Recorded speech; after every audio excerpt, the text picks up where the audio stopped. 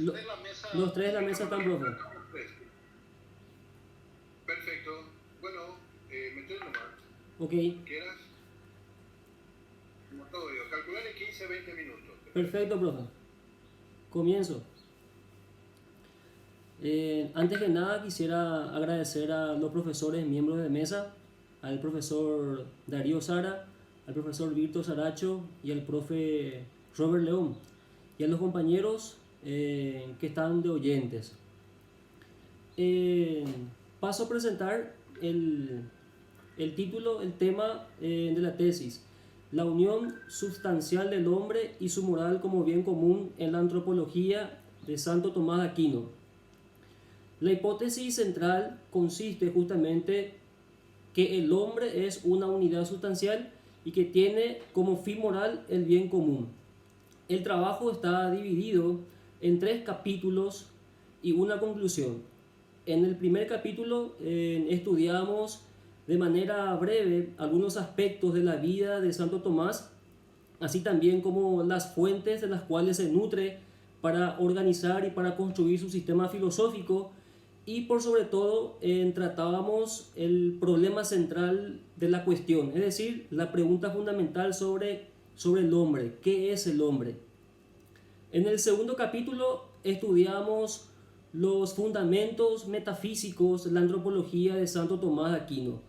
Dentro de este punto estudiamos el tratado del ser y los seres, el tratado de la creación y las primerísimas nociones de acto y potencia.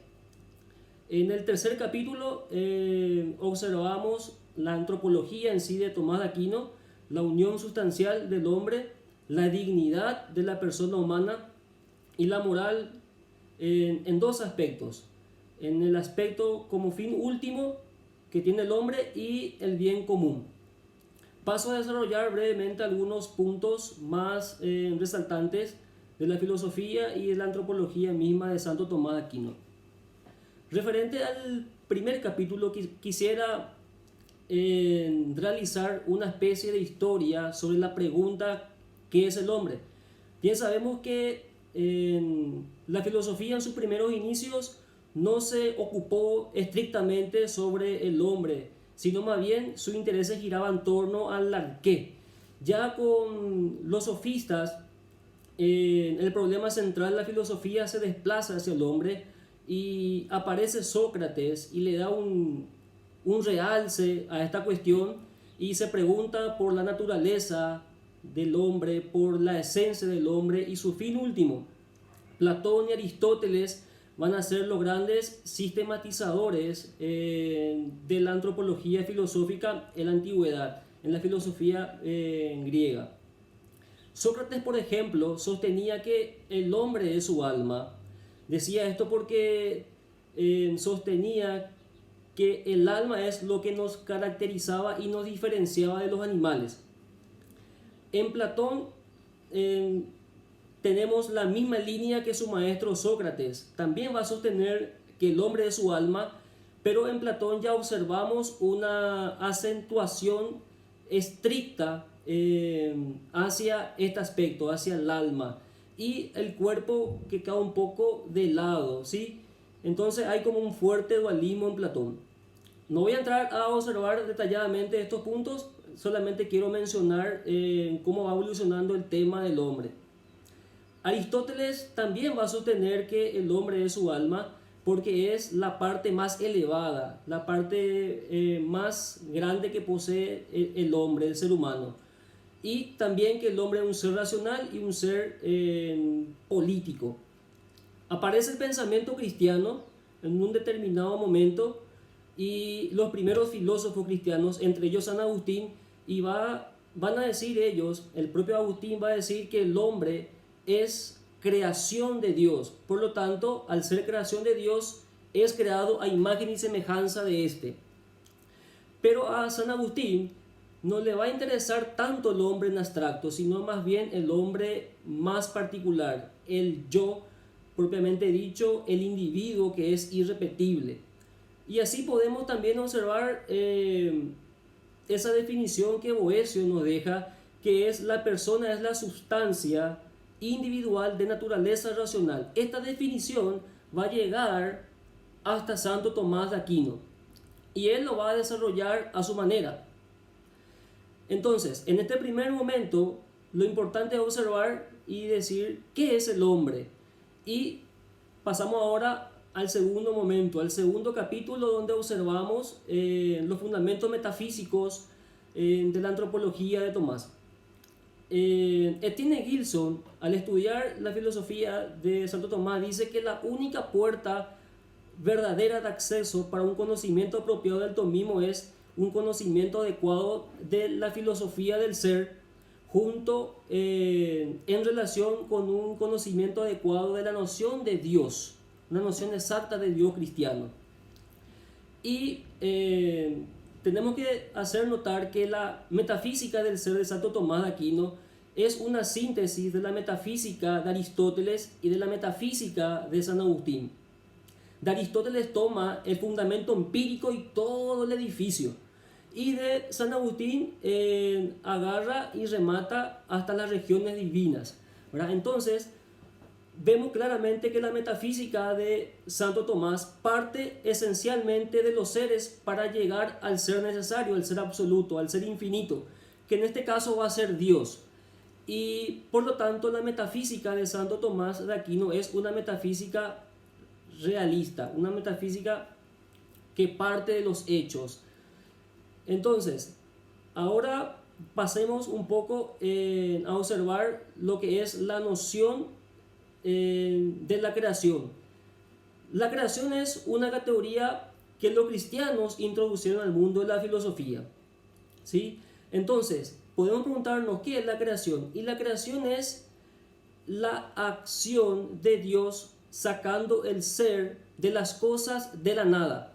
Es decir, crear todo lo que existe de la nada. Y la creación no debe confundirse con la génesis o la generación de los griegos.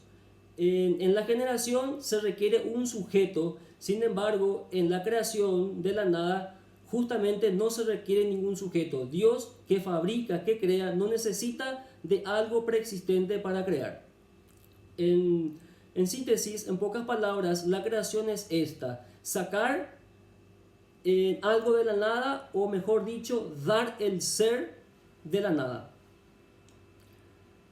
En lo que atañe a las primeras nociones de acto y potencia, esta es en categorías, nociones que Aristóteles introduce para solucionar aquel problema filosófico entre las filosofías de Parménides y de Heráclito, para solucionar justamente el problema de la pluralidad de los seres y del movimiento. Y Tomás, que parte de la pluralidad de los seres, necesariamente recoge estas ideas, ¿verdad? Y las hace suya y las desarrolla. Lo que debemos preguntarnos aquí realmente es si es posible dar una definición exacta a las nociones de acto y potencia. A lo que va a decir Aristóteles y el propio Santo Tomás es que no se pueden dar definiciones estrictamente exactas, porque son nociones primerísimas y universalísimas. Lo que se puede hacer es dar una definición muy general. Entonces podemos preguntarnos, ¿qué es la potencia? Y es lo perfectible. ¿Y qué es el acto? Es la perfección misma del ser. Entonces, básicamente, el segundo capítulo vamos por estos fundamentos metafísicos para pasar después en el tercer capítulo para abordar la antropología de Santo Tomás. En Santo Tomás recoge también la fundamentación hilermórfica de Aristóteles y dice que el hombre es un compuesto de alma y cuerpo en estricta unión. El alma es la forma sustancial del cuerpo, va a decir Santo Tomás de Aquino. Por lo tanto, ¿qué quiere decir que hay unidad? Quiere decir que estos dos coprincipios constitutivos de la persona humana están inseparables, totalmente unidos, totalmente relacionados entre sí, que ambos se requieren. Y si faltase uno a la constitución de la persona no sería realmente una persona. Es decir, el alma y el cuerpo es lo que hace que una persona sea una persona. Dicho de otro modo, la unión sustancial del hombre significa que en el hombre hay un solo ser. Esto introduce Santo Tomás para combatir las tesis de las filosofías no platónicas que sostenían que en el hombre había varios o varias almas, ¿verdad?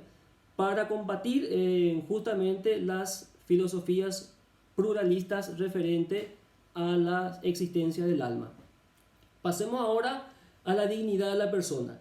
La dignidad de la persona se funda porque el hombre es creado a imagen y semejanza de Dios. Este es un discurso cristiano, sí, pero Santo Tomás de Aquino, bien sabemos por su tradición y por sus preferencias, que es cristiano. Por lo tanto, parte esencialmente de este dato y dice: el hombre es, o la persona humana es digna de ser porque es creación de Dios. Es digna porque es racional, porque es libre, porque es dueña de sus actos, que puede autogobernarse, que puede ponerse proyectos, que puede tener fines para que pueda alcanzar, para que pueda realizarse. Todavía más, Santo Tomás va a decir que la persona es lo más perfecto, lo más perfectísimo que existe en toda la creación. He ahí la dignidad de la persona humana, que se funda en el ser mismo de Dios.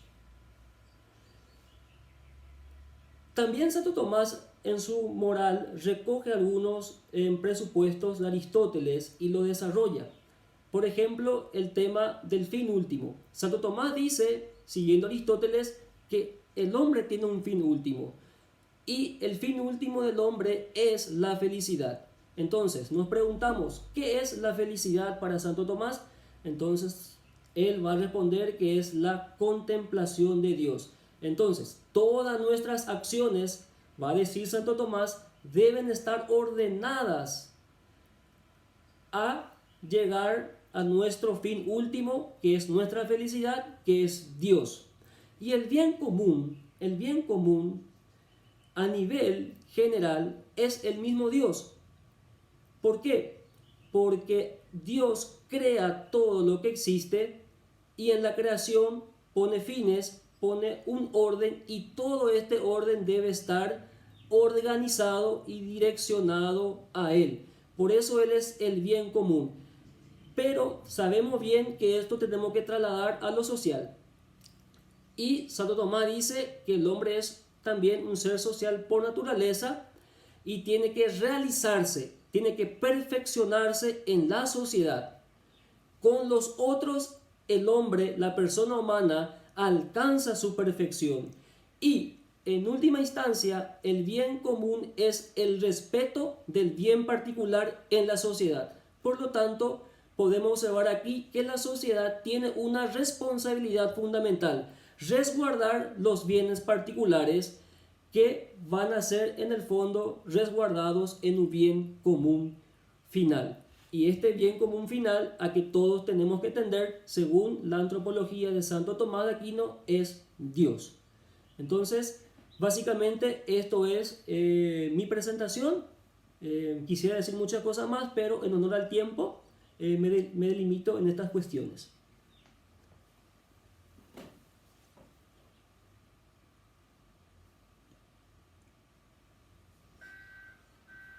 Muy bien, Víctor. Bien, buena síntesis de tu trabajo. Muy bien. Gracias, profe. Bueno, profes,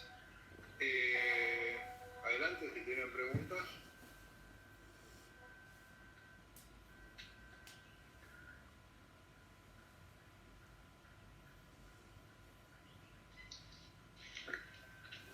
Tengo unos comentarios, profe, si te parece. Adelante. Muy interesante el trabajo, Víctor. 3 capítulos. Uno trata sobre la biografía, sobre las fuentes, el antecedente, el planteamiento del problema del hombre. Interesante en el primer capítulo. Un segundo capítulo sobre la metafísica. Ese es la marca de la filosofía, el abordaje metafísico. Interesante, lo que le da sustento. Eso repetí constantemente en tu trabajo. El sustento de tu trabajo es la parte metafísica. El sustento de la concepción antropológica de Tomás de Aquino es la metafísica. Mucha insistencia con eso. Eso me parece acertado, ¿no? Insistir siempre en lo metafísico. Y después el tema principal, la antropología, la unión sustancial entre el cuerpo y el alma. Y ese punto me parece interesante, especialmente en tu conclusión, cuando planteas el tema del individualismo. Me parece que la cuestión del individualismo puede ser abordado desde una visión tomista, considerando esto que planteas, la unión entre el cuerpo y el alma. Ese es un tema constante hoy en día, la desintegración del individuo. Ya Descartes había planteado esto, la separación entre el cuerpo y el alma. El pensamiento moderno trae esa desintegración del hombre y que sigue hasta hoy. Marx, a su manera, habló de eso con la alienación del hombre. El hombre se convierte en un animal, el hombre se convierte en una máquina. Durkheim habló de la anomía. El hombre pierde sus valores y antes Nietzsche habló de la muerte de Dios. Todo eso tiene que ver con la desintegración del hombre. Marcuse habla de un hombre unidimensional. Entonces me parece por ahí interesante el enfoque que le diste en tu conclusión, especialmente al problema, al individualismo. ¿Cómo podemos ver ese problema desde Tomás? Y de esa manera actualizar a Tomás, pensar esos problemas actuales desde Tomás de Aquino. Aparte de eso, pienso que se puede sumar, aparte de la cuestión del individualismo, por ejemplo, pensar la cuestión de la degradación ambiental desde Tomás de Aquino, pensar la cuestión de la pobreza desde Tomás de Aquino, pensar la cuestión de los conflictos bélicos desde Tomás de Aquino. Muy interesante me parece ese enfoque. Aparte de eso, yo te quiero hacer simplemente dos preguntas que están asociadas con tus abordajes centrales. La primera es la realidad para Tomás de Aquino. Eso está en tu capítulo 2. ¿Qué es la realidad para Tomás de Aquino? Y una segunda pregunta, ¿qué es el hombre para Tomás de Aquino, considerando esto que planteas sobre la unión sustancial y el bien común? Esas dos preguntas, simplemente eso. Primeramente, Robert, gracias por tus apreciaciones. Y a la primera pregunta, ¿qué es la realidad para Santo Tomás de Aquino? Podemos responder, según lo que había averiguado, lo que había estudiado, que es pluralidad de seres. Y esta pluralidad de seres se funda en la existencia misma. Por eso insisto en este tema de la metafísica de Santo Tomás de Aquino. Etienne Gilson es un gran conocedor de Santo Tomás de Aquino y va a decir lo siguiente: la metafísica de Santo Tomás de Aquino es una metafísica estrictamente existencial. ¿Por qué es estrictamente existencial? Porque justamente tiene en cuenta la revelación cristiana. ¿Y qué tiene que ver la revelación cristiana? Y la revelación cristiana da el fundamento a la existencia, o dicho de otra manera, pone a la existencia como base, como fundamento de la realidad. Por lo tanto, la realidad para Santo Tomás de Aquino es la existencia de los seres y del ser, ¿sí? De la pluralidad de los seres contingentes, no necesarios, y la existencia de un ser absoluto, de un ser necesario, de un ser perfectísimo, quien tiene en sí su razón de ser. La segunda pregunta, diría yo, siguiendo también a algunos intérpretes de Santo Tomás de Aquino y al propio Santo Tomás de Aquino, que primeramente el hombre para Santo Tomás de Aquino es un ser creado por Dios, a imagen y semejanza suya. ¿Y qué significa que el hombre es creado a imagen y semejanza suya? Sabemos que Dios es sabiduría. Entonces, en ese aspecto podemos decir que al incentivar, al poner énfasis, mejor dicho, en la semejanza de Dios de parte del hombre, se está diciendo que el hombre es razón y que el hombre es libertad, ¿verdad? Entonces, el hombre para Santo Tomás de Aquino es creación de Dios, es un ser racional, es un ser libre, dueño de sus actos, que puede vivir en comunidad, respetando los bienes particulares y buscando la felicidad en comunidad, y esa felicidad en comunidad está en Dios, como mencionábamos en el desarrollo de la ponencia, y por lo tanto es una persona perfectísima. Esto es lo importante que dice Guillermo Fraile también en su Historia de la Filosofía, al desarrollar la filosofía de Tomás, que el hombre para Tomás está en un alto nivel, en un lugar privilegiado. Entonces, creo que esto puedo responderte, Robert. No sé si pude responder. Gracias, Víctor. Gracias, Robert. Maestros. Sí, Víctor, ¿querés preguntar algo? Me quitó la pregunta, Leo, pero quería preguntarle si leíste la obra de Anthony Kenny, Introducción a la Filosofía de la Mente en Tomás de Aquino.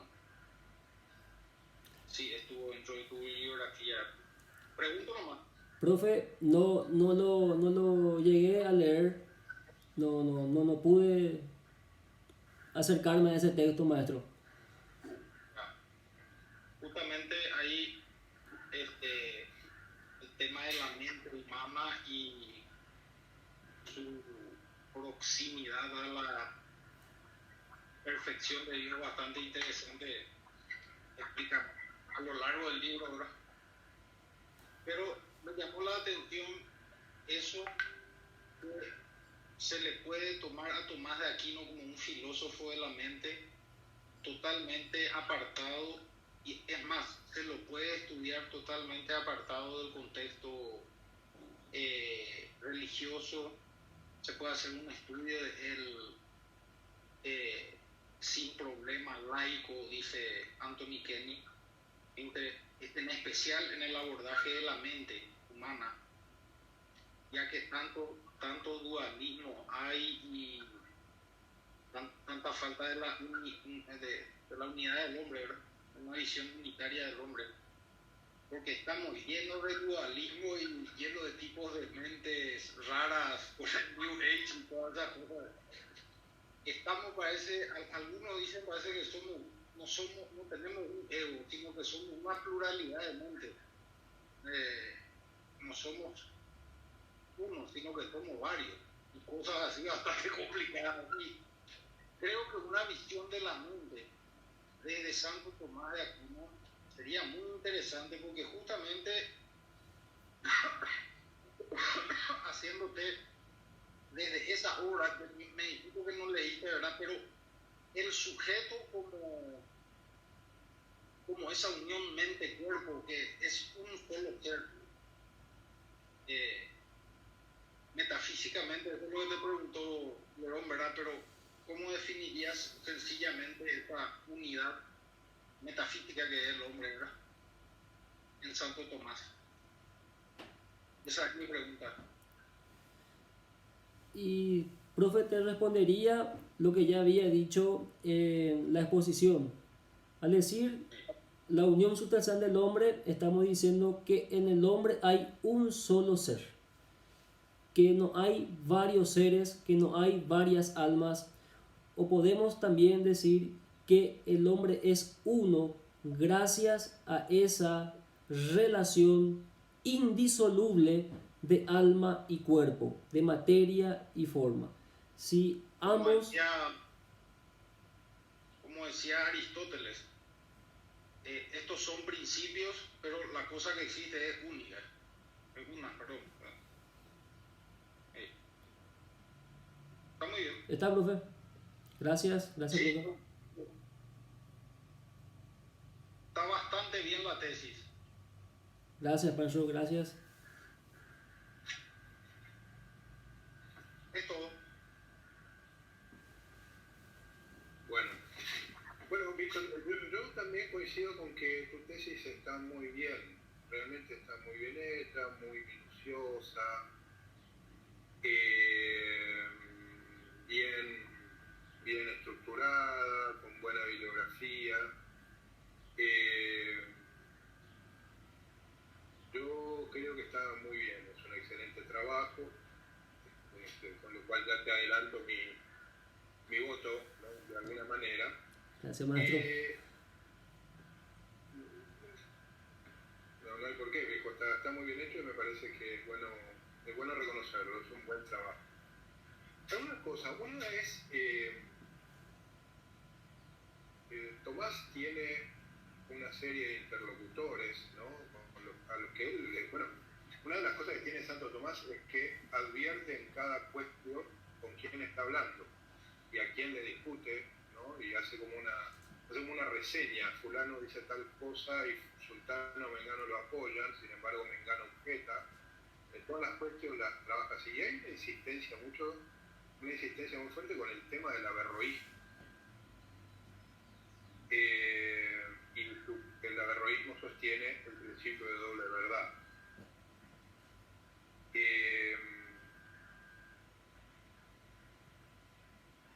Y junto, digamos, con el principio de doble, me parece que el énfasis de Tomás en la unidad sustancial es una respuesta a Averroes, ¿no? ¿Qué decís vos? Y a los averroístas latinos, ¿no? O sea, la influencia de Averroes y su visión de que el alma era mortal, ¿no? Y que el ser humano es básicamente tu cuerpo, que el alma era prestada por Dios, ¿no? ¿Qué decís? Sí, maestro, tenés razón, pero también, como mencioné en la posición, discute con los filósofos no platónicos. Platón sostenía que en el hombre existían tres almas y que el alma se unía al cuerpo de modo Evitate de... eso, evitatelo. Sí. Sí, está claro y eso está muy bien. Pero yo insisto en esta idea. Tomás discute con los neoplatónicos, más bien discute, digamos, con un abuso del neoplatonismo que fue el maniqueísmo medieval. Digamos, todo el tema de los trascendentales y demás se origina en ese tema. Yo ya sé que poner este tipo de cosas es ya hilar demasiado fino, pero realmente Tomás discute, no tanto con Averroes, sino con la... Recordarás vos el viejo problema del intelecto agente en Aristóteles, que Aristóteles nunca contestó si el intelecto agente era del ser humano o era una especie de comodato que te daba Dios, ¿no? Y Averroes dice, no es nuestro. Con lo cual, el ser humano se reduce básicamente a la materia, ¿no? Parece ir por ese lado.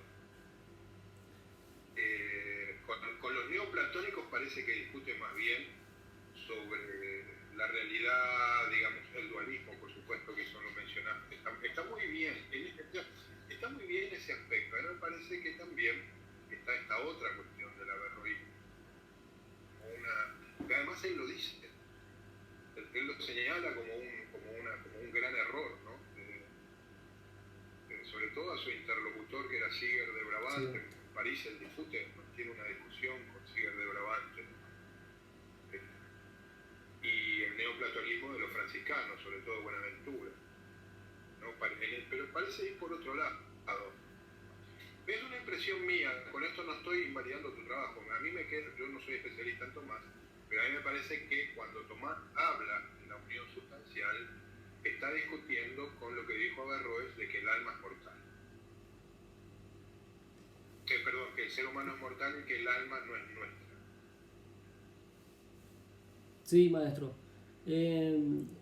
Ese dato que me da ahora sobre la discusión con el averroísmo no lo tenía bien claro. Yo más bien me fui por la discusión con los no platónicos sobre la multiplicidad o la pluralidad de las almas. Pero voy a revisar eso y... Para objetar tu trabajo. Sí, profe, entiendo. Pero él mismo lo advierte, ¿no es cierto? Él cuando discute. De hecho, su famoso razonamiento en torno a la inmortalidad del alma. Recordarás, ¿no es cierto? Él hace un silogismo, ¿no? Todo lo material, o sea, el alma hace producciones inmateriales, luego es inmaterial, luego no es afectada por la muerte, que es la desorganización de la materia. Entonces parece ser más bien su preocupación esa, ¿no? Ahora, una segunda pregunta que no estás obligado a contestar por tu trabajo, ¿no? Porque lo importante me parece que está. Pero también Tomás dice esto, que ya sería una sutileza incluirlo, ¿no? Tomás dice, a ver, si el cuerpo, a ver, el ser humano tiene materia-forma, ¿no? El alma es la forma y el cuerpo es la materia. Pero si vos podés distinguir un cuerpo de otro, ¿no es cierto? Cada cuerpo tiene forma y materia aparte. Entonces Tomás de Aquino le discute en ese aspecto a Aristóteles, le dice, mirá, a ver, el ser humano es una unión de cuerpo y de materia y forma, pero otra vez el cuerpo tiene materia y forma, porque cada cuerpo es el de quién. ¿Vos te acordás de esa parte? Sí, profe, recuerdo que... No estás obligado, no lo tomes como... Pero es un tema que él lo menciona varias veces también, su diferencia con Aristóteles respecto del cuerpo, del cuerpo como solo forma de la humanidad. Voy a revisar eso, maestro, y voy a tener en cuenta ese dato. Ninguna de estas dos estabas obligado, pero ya que hablamos de Tomás, sí, la verdad es que él insiste en esto. Mira, esto no objeta ni un ápice lo que tu trabajo, pero sí que son temas. Después, sí me pareció muy bien esta que parece ser ese, no sé si vos coincidís conmigo, el aspecto que más recoge Tomás de Aristóteles, que es en la cuestión del ser humano, la cuestión de los fines, ¿no? Y la vida social como la causa de que el ser humano alcance, ¿no? O la interacción social como causa eficiente de el desarrollo de las posibilidades humanas, ¿no? Eso está muy bien en tu trabajo. Realmente está. Es más, yo te sugeriría que hagas un artículo o algo así y lo mandes ahí a suplemento antropólogo, como es a estudios paraguayos o algo así, ¿no? Que ese aspecto posiblemente podías estirarlo un poco más. Gracias, maestro. Perfecto, gracias, maestro. Bueno, no sé si alguien más quiere agregar. No sé si puedo agregar alguna cosa. Recuerdo de mi parte está bien, gracias. Recuerdo cuando estaba leyendo hace mucho tiempo, de Anime, de Aristóteles. Aristóteles en su Tratado del Alma dice que el hombre todo el hombre es mortal. Y lo único que queda inmortal es el intelecto agente. Y el resto del hombre muere. El grave problema que se encuentra Santo Tomás, y Averroes lo toma naturalmente.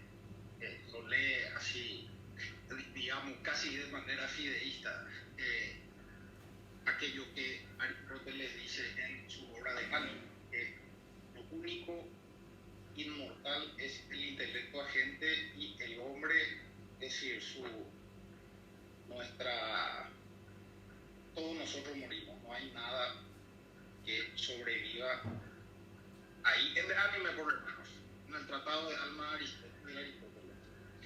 Y también leí que dice Brentano que el que leyó de Anime y entendió de Anime algo, entendió de Aristóteles.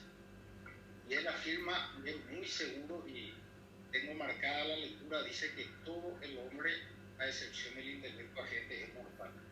Creo que esa es la gran hermenéutica de Santo Tomás, de tratar de hacer inmortal al hombre y que discute con Averroes que Tomás.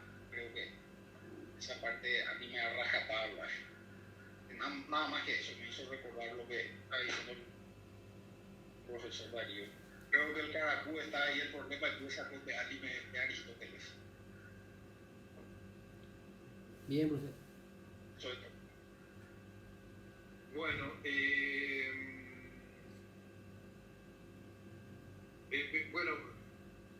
bueno, Víctor,